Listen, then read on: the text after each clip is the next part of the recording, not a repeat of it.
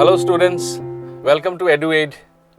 My name is Amarjit Deb, Assistant Professor, Assam Don Bosco University. Well friends, today we'll be learning about the nature of coordination. So let us begin straight away. I hope you remembered the previous lesson which was on characteristics of coordination. So let's begin with the first, nature of coordination.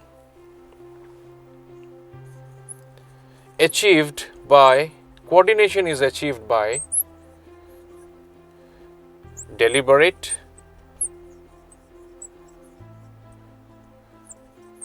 managerial actions. The managers in the organization coordinate between the various activities. So, if you are talking of various activities or tasks,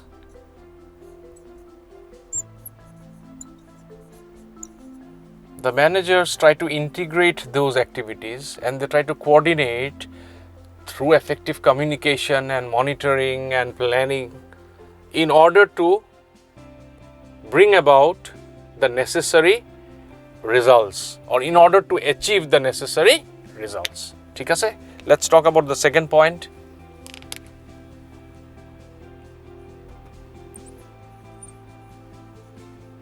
Group efforts are integrated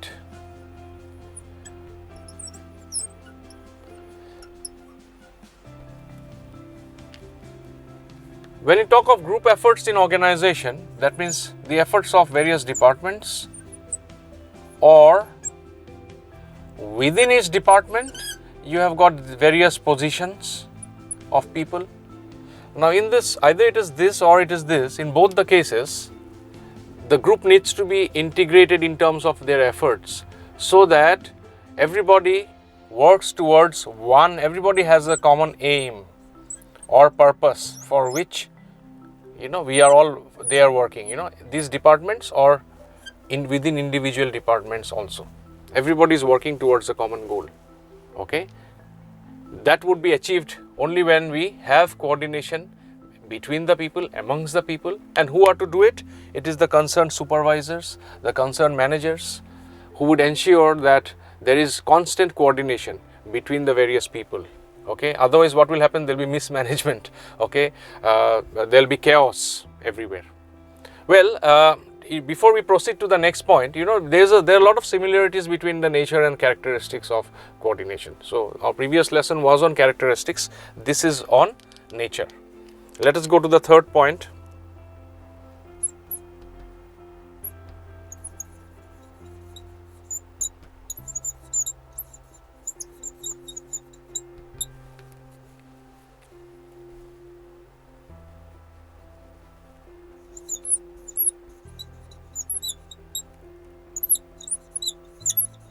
Unity of efforts or unity of action. Unity of efforts or unity of action. Coordination brings about a unified force within the departments or amongst various departments. These are various departments. Amongst these departments, D1, D2, D3 and D4, coordination will bring about unity of efforts so that the whole department's action can be compiled into a single force which comes out as various products or services. Getting the point? Let us take hospital for example. Hospital has various services. If you classify the services of hospital, ki hobo pare? One is diagnostic service. You go to the hospital to diagnose what problem you are having. So you undergo various tests. Then you have therapeutic service wherein you actually start treatment. Either it can be as an inpatient or as an outpatient. And the third could be preventive service. Azir dinot ekhon birat popular hoise. Azir dinot means last few years or last 5-6 years where people are trying to find out what diseases they can suffer in future, and that's how medical science is evolving, so that you are preventing. There is a saying, prevention is better than cure. Okay, so those are the services of a hospital: diagnostic, therapeutic and preventive. So therefore in order to carry out these services, there are various departments, right? Orthopedics, pediatrics, general medicine, okay, neurology, surgery, so on and so forth. But every department has got its unique set of functions. Overall, when a patient goes to various departments for, for checkup, there is synchronization of activities, there is unity of efforts between the various stakeholders, because there is a billing counter where you need to pay the bill and go and submit it to the diagnostic center for getting the diagnostic test done. There is a process, A to B, B to C, C to D. Okay.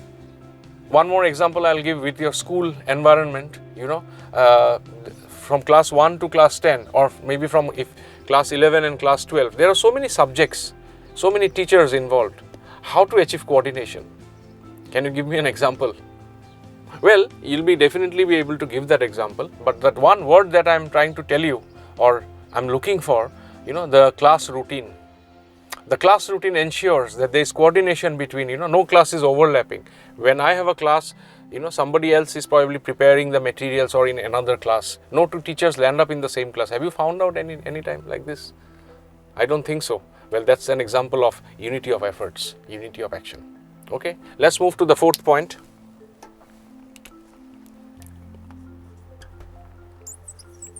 Coordination is a continuous process. I think we have understood it quite well. You cannot say, oh, for today coordination is over. No more coordination now. It's 4 o'clock. Very soon it will be 5 o'clock. I'll go home. So there is no coordination. No, you cannot say that. Coordination is just like, our heartbeat never stops till we are alive. Similarly is the process of coordination. It keeps on functioning. And every time certain changes are going on. It's like a vicious circle, It goes on and on and on. Okay. And within this, a lot of activities keeps on happening. Okay. Point number 5. Coordination deals with unified actions of individuals. Unified actions of individuals would mean employees here. Unified actions of individuals and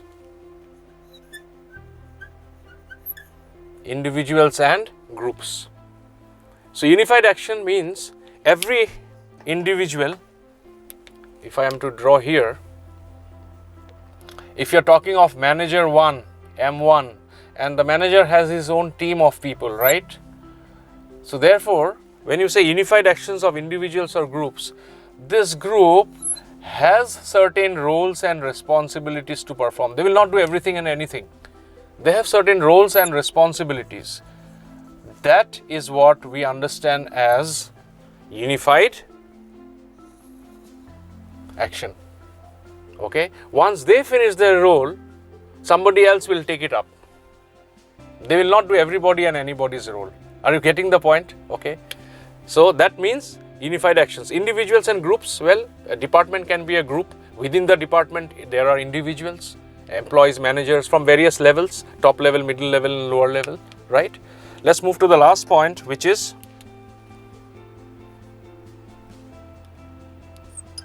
this coordination is required by all functions of management.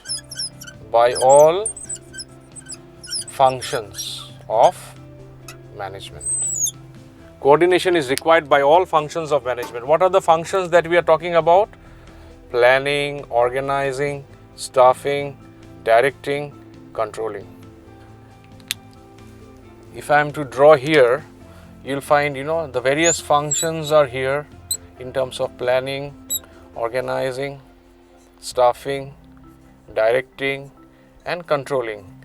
And coordination is the central element which is required. It is like a thread which is running through, all the functions. It is like a thread running through all the functions of planning, organizing, up to controlling. Without coordination, no function will be able to perform. Okay. So with this we come to the end of nature of coordination. I want you to take down few questions. Ketaman question likhi lua tumaluke. First question is, discuss in detail the nature of coordination. In this, you will be explaining all the 6 points that we have discussed. Again, with reference to each of the 6 points, you can have questions wherein you will be given group efforts are integrated. Is it true? Is it false? Or explain. So, at a point to continuous process mane ki explain kora. Required by all functions. Why it is required? Coordination is required by all functions. Those can be your questions. Okay, I'm sure you are enjoying your study and the lessons that we are delivering. So, thank you very much.